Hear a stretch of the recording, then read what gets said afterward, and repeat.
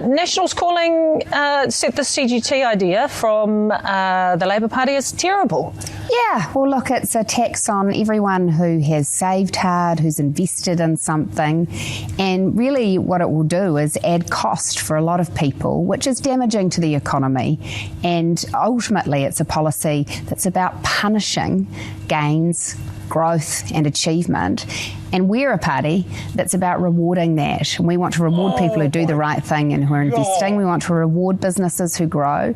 And this is going to be really complicated. Think about a corner dairy. You sell your corner dairy. Well, Labor have said we want to tax the return on the sale of the property.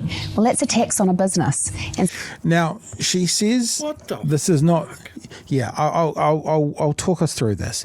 Because she says that this is a tax on everybody.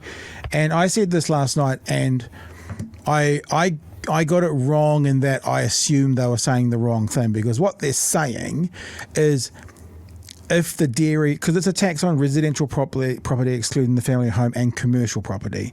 So in other words, I made the assumption last night that the person who owned the dairy would be renting it to the dairy owner, because I thought that would be the highest proportion of dairy owners. What she's saying is the only way that this example works is the dairy owner who also then owns the building.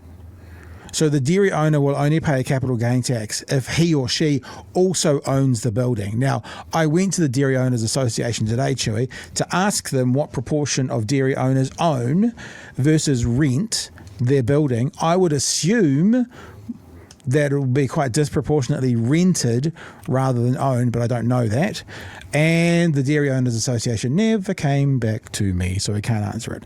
So she's going to say in another one of these clips that it's not really targeted, while she's using an example here which is incredibly targeted. She's not just talking about dairy owners, she's talking about dairy owners who also own the dairy, the physical building. And the example she's about to give is who also have worked all their life and then want to sell it. So the example she's giving is like, there's the dairy owner population of New Zealand, there's the dairy owner population of New Zealand that own their own dairies, there's the dairy owner population of New Zealand that are using that dairy ownership to save for their retirement. So it's like smaller and smaller and smaller and smaller and smaller is the example she's giving of why this is bad. Whereas Labor's going, hey, we're all getting something good. And she's going, not this group, not this group, not this group, but this group, for this group, really bad. And also remember this, though, it's not that the dairy owner who does own the building as well is going to come out of this harmed. It's going to be, if they make a profit selling the property, then they're going to pay a portion of that in tax.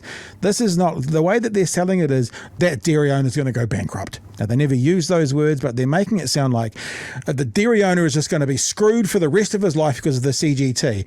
Well, no, because if they make a huge amount of profit off the sale, then they'll still have most of that. They'll have 72% of that. And if they make a loss or they sell it at break even, they'll pay nothing. So it's the heightened sense of this is the end of the world, and dairy owners in particular, Chewie, they're going to be hit by this hardest of all. Let me push play. The property, well, that's a tax on a business, and so that will impact every small business in the country who are trying to build up some wealth. No, that will affect every small business in the country who owns the building they are sitting in, right? Because they have to own the building, the commercial building, when they sell it to pay a CGT. So it's not every small business in the country, right? We just need that addendum. It's every small business in the country that owns the building that they are working in, which is going to be a very small percentage of every small business in the country. Who are trying to build up some wealth for their nest egg, for their future. Kieran, I'll bring you in here. Is this punishing people, this CGT tax? It's a pretty weak argument when you've got to make things up to make your point. We've made it very clear that the only things that are involved here are commercial and residential property, excluding the family home. And if you look at the social media posts from the National Party, they're trying to scaremonger everybody that this is an attack on all sorts. It's not. And it's quite clear that cost should not be a barrier to healthcare in this country, but it is. And far too many people are either putting off going to see the doctor or simply can't go at all. And we say that is not good enough. If we bring in a capital gains tax that excludes the family home and excludes farms and Kiwi savers and shares and businesses, but just focuses on the property, that we can pay for 3 free GP visits for everyone, which will make a massive difference to their health and their cost of living. Is it targeting the right people, though, Kieran? I mean, Chris Hipkins says, no to a wealth tax, but just wondering whether this one here is targeting the right people, because you'll have mum and dads who have got, the one house, and they'll get taxed on that. Well, the 9 out of 10 Kiwis won't be impacted by this tax. It also won't touch on any gains in value and property that have been made up to the 1st of July 2027. It'll only be forward-looking and only on increases in value from that point.